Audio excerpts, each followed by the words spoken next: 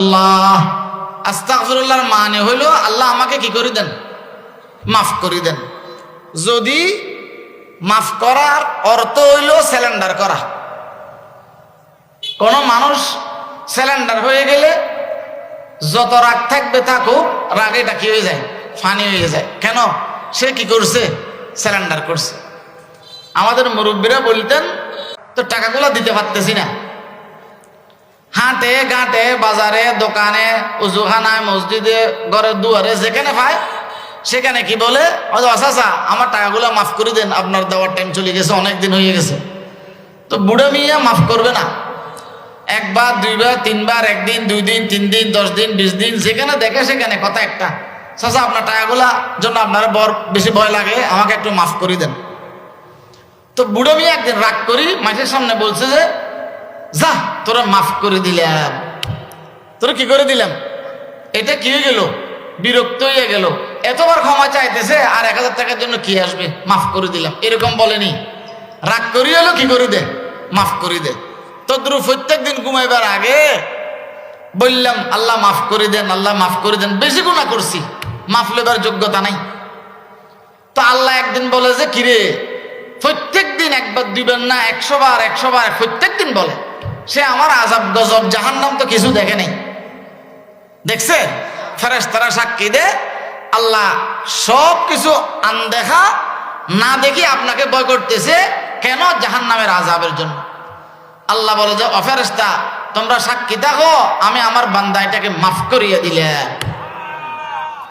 এই জন্য প্রত্যেক দিন আমাদের মুরব্বীদের হুকুম হইল ঘুমাইবার আগে আল্লাহর কাছে কি চাই নেওয়া, মাফ চাই নেওয়া। আমাদের মুরব্বীরাও শেষ রাত্রে উঠি আল্লাহর দরবারে মাফ চাইতেন। गुनाहों का किश्ती डुबा दे खुदाया, तू दरियाए रहमत बहा दे खुदाया, हमारी गुनाह से बलरज़त ज़मीन वलेकिन तू ही है गफूरुर रहीम, हद से अबतर हो गई है हाल मुझना शाद का, कर मुझे इमदाद अल्लाह वक्त है इमदाद का, কবুল আস্তে করছে হুনর নিস্তাস্ত কে জুজ মাফানা হে দিগর নিস্তাস্ত। ও আল্লাহ, আমার গুনার কারণে দুনিয়ার আযাব গজব সব আসতেছে, আল্লাহ আপনি মাফ না করলে দ্বিতীয় কোনো মওলা নেই, দ্বিতীয় কোনো কি নেই, মওলা হাকি কি নাই। এই জন্য আপনি ছাড়া কোনো রাস্তা নাই, আপনার কাছে সারেন্ডার করতেছি, আমাকে একটু মাফ করিয়ে দেন। আচ্ছা, আল্লাহর দফতর থেকে যদি মাফ হয়ে যায় আর কোনো অসুবিধা আছে? এই গুনাহ মাফ নেওয়ার জন্য প্রত্যেক দিন কিছু একটা সময়, 1 মিনিট 2 মিনিট আল্লাহর দরবারে সারেন্ডার করব, পারবো ইনশাআল্লাহ। কবুল আস্তে করছে হুনর নিস্তাস কে জুজ মাফানা হে দিগর নিস্তাস, আজিজিয়ম জুরম হাকর দাবো সে নিস্তে মারা গাইরে তু দিগর কসে। ও আল্লাহ, আমি এত গুনাহ করছি যে যেটা মাফ পাইবার যোগ্যতা রাখি না, মাফ নিব যে এরকম কোনো যোগ্যতা আমার কাছে নাই, কিন্তু মওলা স্বীকার করতেছি আপনি ছাড়া কোনো আর দ্বিতীয় কোনো মওলা নাই। এই জন্য আমি দুর্বল, আমি কমজোর, আপনার রহমতের বিকের হয়ে আসছি, আমাকে আপনি একটু মাফ করে দেন। আচ্ছা, এইভাবে যদি কেউ বলি আল্লাহ মাফ না করে পারবে? পারবে? পারবে না। আল্লাহর ওয়াদা, আল্লাহ বলে যে যদি আমার কাছে তওবা করো, গুনাহ মাফ চাও, আল্লাহ বলে যে আমি অবশ্যই কি করে দেব, কি করে দেব, মাফ করে দেব। ক্বালা রাসূলুল্লাহ সাল্লাল্লাহু আলাইহি ওয়াসাল্লাম, মান বাকা মিন খাশিয়াতিল্লাহ হারামাল্লাহু আলাইহিন নার। আল্লাহর হাবিব বলে যে কোন মানুষ আল্লাহর ডর, আল্লাহর ভয় দিলের মধ্যে জায়গা নিয়েছে, যে গুনার কথা মনে উঠছে, যে গুনার কথা মনে ওঠার কারণে আল্লাহর দরবারে হাত উঠেছে, গুনাহ মাফ চাইছে, 2টা চোখের পানি পড়ছে, 2টা চোখের পানি চোখ দিয়ে কি করছে, গড়াইয়া পড়ছে। আল্লাহর হাবিব বলে জাহান্নামের আগুন আমার সেই উম্মতের জন্য হারাম, আমার সেই উম্মতের জন্য কি হারাম, কি হারাম, জাহান্নামের আগুন হারাম। আচ্ছা, জাহান্নামের আগুন হারাম হইবে অনেক কিছু দরকার, আল্লাহর মহব্বত নিয়ে, আল্লাহর কাছে যাইতে হবে, কবরে থাকতে হবে, এই কথাটা মনে করলে চোখের পানি আসবে না? যার কাছে আখিরাতের বিশ্বাস আছে, যার কাছে আখিরাতের বিশ্বাস আছে, তার কাছে দুনিয়ার হায়াতে, মরবার আগে দুনিয়ার হায়াতে নিজের গুনার কথা মনে করি আল্লাহর কাছে তওবা করব। কেন? আখিরাতের কি আছে যে বিশ্বাস আছে, যে আখিরাতের কি আছে যে বিশ্বাস আছে। যে হযরত ওমর ফারুক রাদিয়াল্লাহু তাআলা আনহু আল্লাহর হাবিব মুহাম্মদ আরবি সাল্লাল্লাহু আলাইহি ওয়াসাল্লামের দরবারে গেছেন। আমাকে তো বুঝতেছেন, আমি অল্প সময় কথা বলে শেষ করব। ইয়া রাসূলুল্লাহ সাল্লাল্লাহু আলাইহি ওয়াসাল্লাম, আমি চাইতেছি একটু কাজে যাব, আপনি প্রতি ওয়াক্তে নামাজের পরে সাহাবায়ে কেরামদেরকে নিয়ে সবক দিতেছেন, দরস দিতেছেন, কথাবার্তা বলতেছেন, ওয়াজ করতেছেন, সেগুলার মহাব্বতে কাজটার জন্য যাইতে পারতেছি না। সেগুলার মহাব্বতে কোথায় যেতে পারতেছি না, কাজটা সারতে পারতেছি না। আল্লাহর হাবিব বলে যে ওমর, ঠিক আছে, তুমি না আসা পর্যন্ত আমি মিম্বরে বসবো না। কি বলেন? তুমি না আসা পর্যন্ত আমি কোথায় বসবো না। হযরত ওমর ফারুক রাদিয়াল্লাহু তাআলা আনহু খুব খুশি হইয়া চলে যাচ্ছেন, নিজে একটা কাজ সারবে, কাজ সারে আবার আসবে। তারিখের মধ্যে লিখতেছেন, যখন জান্নাতুল বকি দিয়ে যায়, জান্নাতুল বকির পার হয়ে যাবে শেষের দিকে, দেখে যে ফুরাতের একটা কবরস্থানের মধ্যে এক নওজওয়ান সুন্দর সুঠাম দেহের অধিকারী আরবের ছেলে কবরের উপর শুয়ে গেছেন, কানতে কানতে কানতে কানতে কানতে কানতে লাচার অবস্থা। হযরত ওমর ফারুক রাদিয়াল্লাহু আনহু বলে যে, ও ভাই, কি অসুবিধার কারণে কানতেছেন, আমাকে একটু বলেন, আপনার অসুবিধাটা কি করে দেব, সমস্যাটা সমাধান করে দিব, সুবিধা করে দিব। উঠেছেন, বলে যে ওমর, আপনারা না দেখলে দুনিয়ার সবাই ভয় পায়, আপনারা না দেখলে শয়তান বিরোধী হাঁটে, আপনারা না দেখলে অন্যায় চলে যায়, আমার যে সমস্যা সে সমাধানটা আপনি দিতে পারবেন না, আমার তো মনে হয় না এই দুনিয়ার জমিনে কেউ দিতে পারবে। হযরত ওমরের মুখে এরকম কথা বলা যে কোনো কেউ সাহস হবে? হবে না। কেন? ওমরকে দেখলে ভয় পায় মানুষ। হযরত ওমর রাদিয়াল্লাহু আনহু বলে যে, অদোস্ত, আমি যদি সমাধান করতে না পারি, এখনো দুনো জাহানের সরদার মুহাম্মদুর রাসূল সাল্লাল্লাহু আলাইহি ওয়াসাল্লাম জীবিত আছেন, কি করব? আল্লাহর পয়গম্বরের কাছে যাই, আপনার সমস্যার কথা বলি, হুজুরের থেকেই করে নিব, সমাধান করিয়ে দেব। ওই জওয়ান চোখের পানি সারি কাঁদতেছেন। কি বলে? আমার ভয় লাগতেছে যে দুনো জাহানের সরদার মুহাম্মদুর রাসূল সাল্লাল্লাহু আলাইহি ওয়াসাল্লাম আমার সমাধান মনে হয় করতে পারবে না। এই কথা বলার সাথে ওমর রাদিয়াল্লাহু আনহু দাঁড়িয়ে গেছেন, স্টলে যেয়ে গেছেন, তার এক কোলে করি মসজিদ নববীতে ঢুকেছেন। মসজিদ নববীতে ঢুকতেছেন, মুহাম্মদুর রাসূল সাল্লাল্লাহু আলাইহি ওয়াসাল্লাম মসজিদ মিম্বরে যাইতেছেন ইমামতি করার জন্য, মাগরিব বা এশা।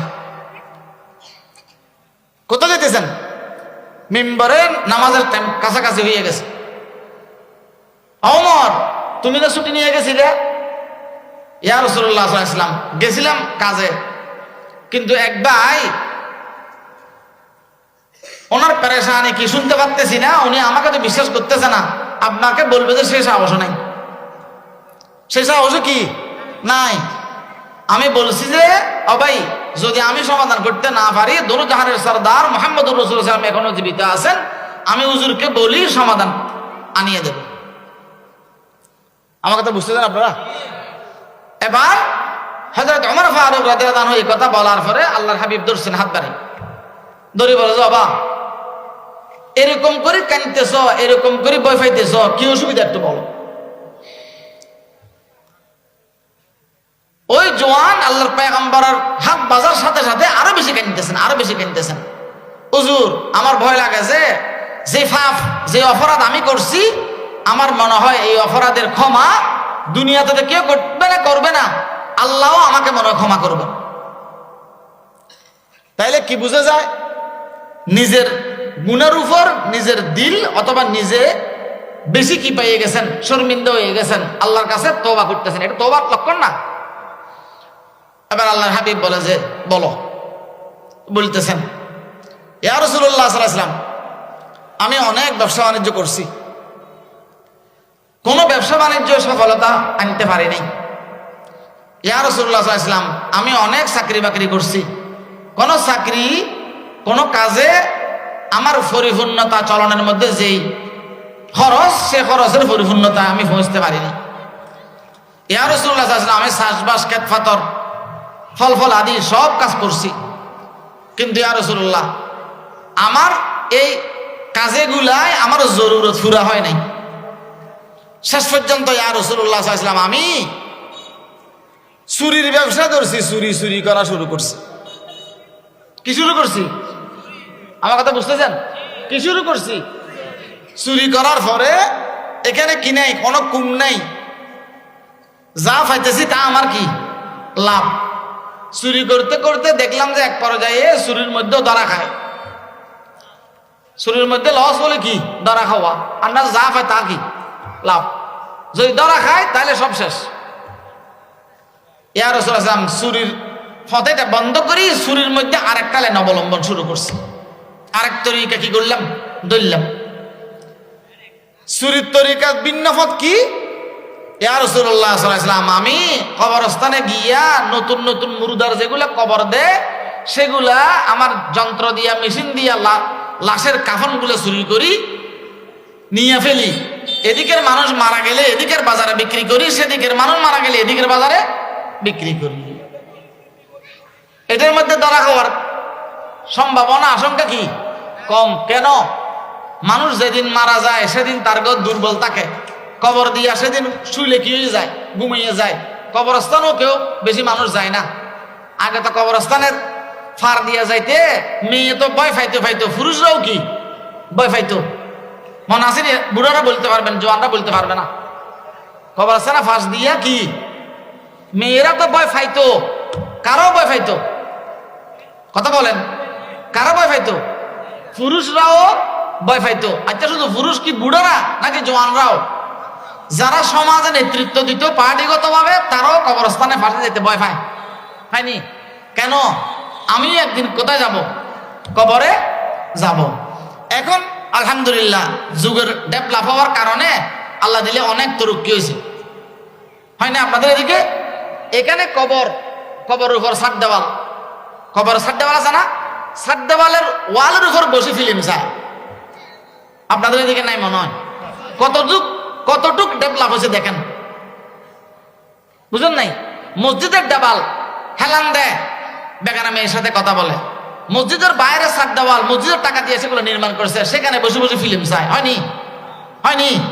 আগে অন্তত বাজারে গেলে মিথ্যা বলতো, যে আগে অন্তত কি বাস্তব থিয়েটার দেখবার জন্য সেখানে গুনাহ করতো, যে মসজিদে কবরস্থানে কি করতো না, গুনাহ। এখন যুগ ডেভেলপ হওয়ার কারণে আল্লাহর রহমতে আমাদের ছেলেরা অনেক কি করছে, তরক্কি করছে। আপনাদের এদিকে মনে হয় না? ইয়া রাসূলুল্লাহ সাল্লাল্লাহু আলাইহি ওয়াসাল্লাম, আমি সেই কবরস্থানের কি করতাম, কি করি, কাফন চুরি করি। হুজুর, আমার এলাকার মধ্যে একজন পয়সাওয়ালা, ওনার একটা মেয়ে, তাকে টাউনে গ্রামের বাড়িতে আসছেন, খুব সুন্দর মহিলা, খুব সুন্দর কি মহিলা। আমার এলাকার মধ্যে কোনো নওজোয়ান ছেলে নাই সে মেয়ের দিকে তাকাই নাই। আমার এলাকার মধ্যে কোনো শিক্ষিত ছেলে নেই যে ছেলেটা ওই মেয়েকে প্রেমের প্রস্তাব দেয় নাই। হুজুর, আমিও ওই মহিলার পিছনে অনেক ঘুরছি, কিন্তু কোনো কাজ হয় নাই। ইয়া রাসূলুল্লাহ সাল্লাল্লাহু আলাইহি ওয়াসাল্লাম, ওই মেয়েটা আজকের থেকে 6 মাস আগে অসুস্থ হইয়া গেছে, অনেক টাকা পয়সা খরচ করছেন, টাকা পয়সা, পয়সাওয়ালা মানুষ, টাকা পয়সা খরচ করার পরে 6 মাস পর্যন্ত চিকিৎসা করার পর মারা গেছে। কে গেছে? মারা গেছে। কে? মহিলা, আবিয়াতা, অবিবাহিত মেয়ে, ছোট মেয়ে। ইয়া রাসূলুল্লাহ সাল্লাল্লাহু আলাইহি ওয়াসাল্লাম, ওরা পয়সাওয়ালা লাশ নিয়ে গ্রামের বাড়িতে আসছে, আসার পরে কাফন দাফন সব শেষ করছে। সব শেষ করার পরে তারা তো কবরস্থানে চলে গেছে। কবর বড় এরিয়া, এক সাইডে গেট, ঢুকবার ভিন্ন সাইড দিয়ে আমি ঢুকছি। মুর্দারের বাড়িতে যখন কাফন দাফন জানাজা হবে তখন গেছিলাম, দেখলাম যে তারা রেশমি কাপড় দিয়া ওই মহিলাকে কি করবে, ওই মহিলাকে কি করবে, কাফন দাফন দিবে। কাপড়টা কি দামি কাপড়, কি কাপড়? দামি কাপড়। অন্য কাপড় যদি 10 টাকা বিক্রি করি, এই কাপড়টা কয় টাকা বেচা যাবে? 20 টাকা বেচা যাবে।